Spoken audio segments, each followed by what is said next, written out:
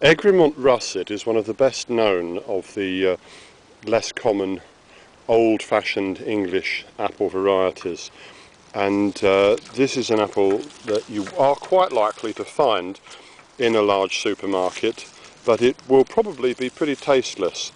I have a friend by the name of Jez who has been making some cider from our apples over the last few years, and he loves the russet, and rightly so, because it is a very, very richly flavoured apple. It's got a nutty flavour to it, rich aromatic, slight tannins to it. Really lovely. It makes quite a good addition to any form of cider.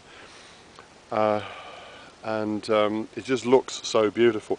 Anyway, Jez came over to the orchard and said, "Taste this, Stephen." He offered me an apple to taste. I tasted it blind, and I spat it out. It tasted of cardboard and blotting paper. It had no juiciness to it. It's quite awful, and it was an Egremont Russet, so it was genetically identical to these apples which we had been enjoying so much. This was last October, and again, I don't know exactly how the industry gets such a good apple to be so tasteless. I think it might be something to do with the absolutely relentless chasing for maximum size, maximum weight, maximum uniformity, picking them before they're ripe and that kind of stuff. Incidentally, that's a small cluster of apples that didn't get thinned.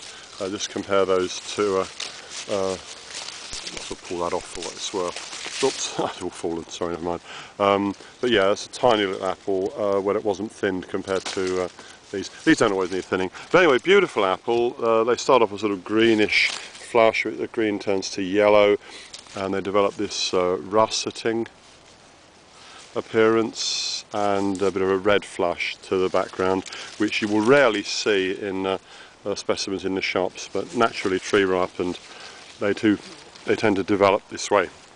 They produce these sort of ropes of fruit sometimes, extraordinarily attractive, and just backing off in the last week of the last day of the first week of August, a little bit of sun on these, you can see this tree is carrying a very heavy crop.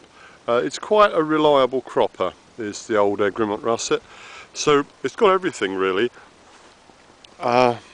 Wonderful flavour, beautiful.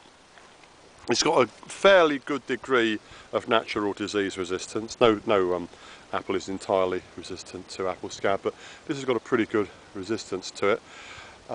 It looks good, it tastes good, it is excellent in sort of a salad or anything like that.